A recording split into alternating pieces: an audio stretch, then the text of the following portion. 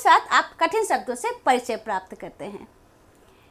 पहला शब्द है परीक्षक, परीक्षा लेने वाला, हेड मास्टर प्रधानाध्यापक, कुंजी सरल साधन चाबी, सहपाठी साथ में पढ़ने वाला, गदगद प्रसन्न होना, घोषणा सार्वजनिक, अंक में भरना, गले लगाना।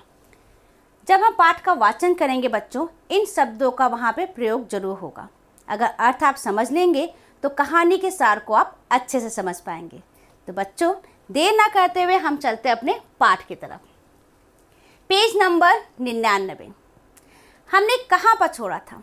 हमने वहाँ छोड़ा था कि कवि ने, हमारे जो लेखक हैं, उन्होंने अपनी समस्या पूर्ति करके एक कविता बनाई और उसके बाद उन्होंने कहा कि कविता तो मुझे याद नहीं, लेकिन उसका भाव याद है। भाव ये था कि तुम्हारे पिता ने कर्ज लिया था, उसका कैसा बुरा फल मिला है। वह स्वयं तो तबाह हुए और तुम्हें भी बर्बाद कर गए। क्या थी समस्या पूर्ति? आपको याद है? बिल्कुल सही, समस्या पूर्ति थी कर्ज को करबो और मरबो बराबर है। अब इसके आगे क्या हुआ?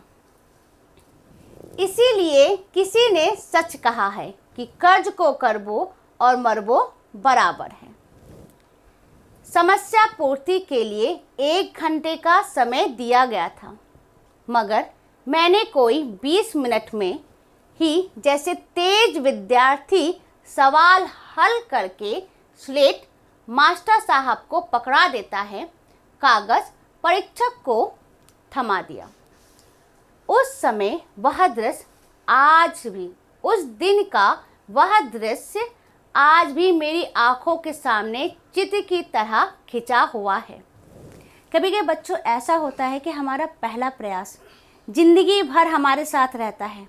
जैसे लेखक ने कहा है कि उसका चित्र आज भी मेरे आंखों के सामने खिंचा हुआ है, एक फ्रेम तैयार हो गया कि मैं उस समय को आज भी नहीं भूला हूँ। कवि सम्मेलन का पंडाल श्रोताओं से खचाखच भरा हुआ था।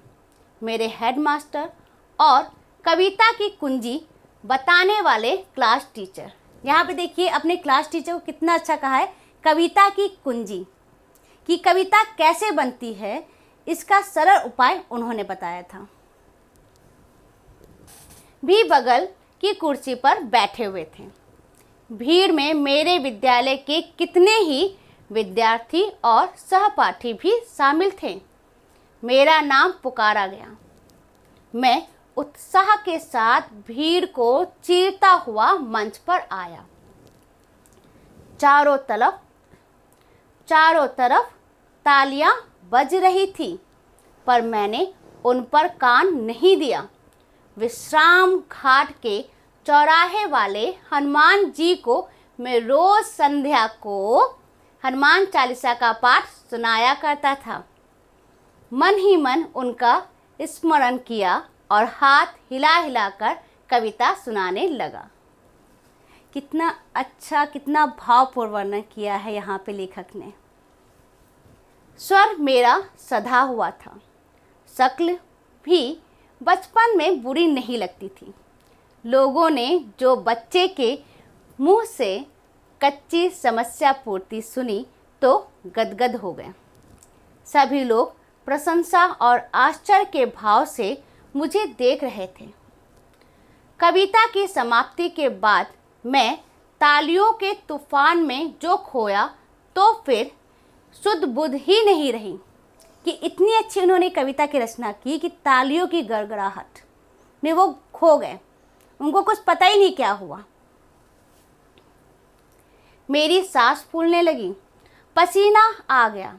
शायद और अधिक देर होती तो मैं लड़खड़ाकर मंच पर ही बैठ जाता कि तभी हमारे विद्यालय के हेडमास्टर श्री मुकुट बिहारी लाल जी लपके हुए मंच पर आए और उन्होंने दौड़कर मुझे गोदी में उठा लिया।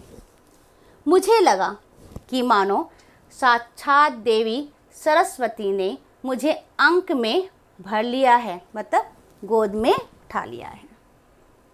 उनकी गोद में जाते ही मेरा सम्मान कई गुना बढ़ गया। मेरे विद्यालय के लड़के ज़ोर ज़ोर से तालियां बजा बजा कर कूदने लगे।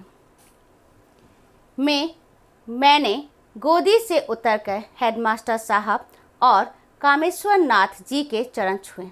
इस प्रकार मेरी पहली कविता ने ही धूमधाम से मेरे कवि होने की घोषणा जनता में कर दी।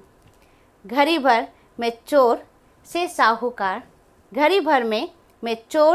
साहूकार हो गया।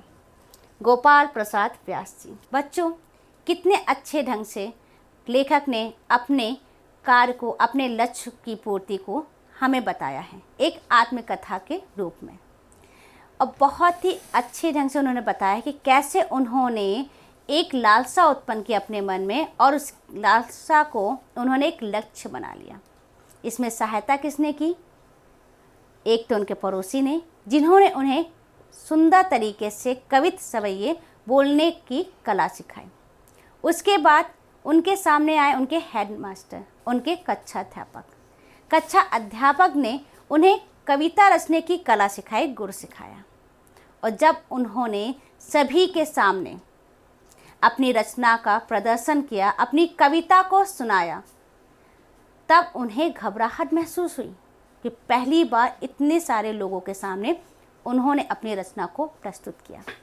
तो वहाँ पे उनके घबराहट को अपने अंदर समा लिया उस विद्यालय के हेडमास्टर जी ने, जिन्होंने एक साक्षात सरस्वती माता का रूप लेकर उन्हें अपने गोद में उठा लिया। और यहीं से उनकी एक नई यात्रा शुरू हुई कवि बनने की।